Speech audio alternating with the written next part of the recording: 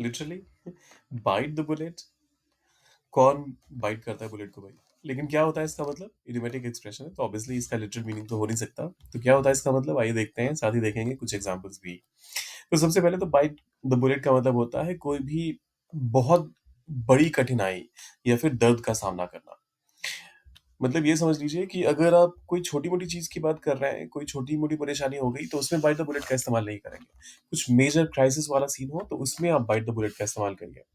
Examples देखिए और बेहतर समझ पाएँगे उससे आप।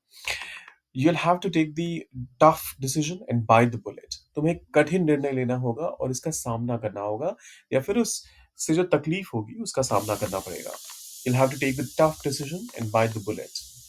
फिर आता है दूसरा वाला हमारे पास, उसने साहस जुटाया और इंटरव्यू का सामना किया। अब देखिए, इंटरव्यू बहुत लोगों के लिए एक एक बड़ा ही फ़ियरफुल एपिसोड होता है। वो बहुत ज़्यादा टेंशन में आ जाते हैं, तो उस केस में आप कह सकते हैं, she bit the bullet and faced the interview. ये ध्यान रखिएगा, बाइट का जो पास्ट टेंस होता है, वो बाइटेड नहीं होता, वो बिट होता है।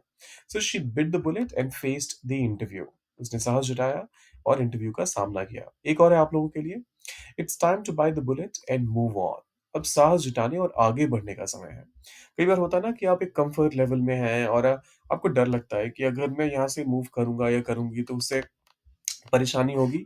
तो उस केस में यहाँ पर साहस जुटाने की बात हो रही है। It's time to bite the bullet. जो भी चैलेंजेस होंगे वो देखी जाएगी, लेकिन we got to move on. अब साहस जुटाने और आगे बढ़ने का समय है। तो ये तो थे हमारे एग्जाम्पल्स। अब आपको बाइट द बुलेट का इस्तेमाल करके एक एग्जाम्पल डालना है कमेंट सेक्शन में और जाते हुए वीडियो को करना है लाइक, चैनल को सब्सक्राइब, वो तो आपको पता ही है। शेयर कीजिए इसे उन लोगों के साथ जो आपको लगता है इससे कुछ फायदा पा सकते हैं। मिलते हैं जल्दी।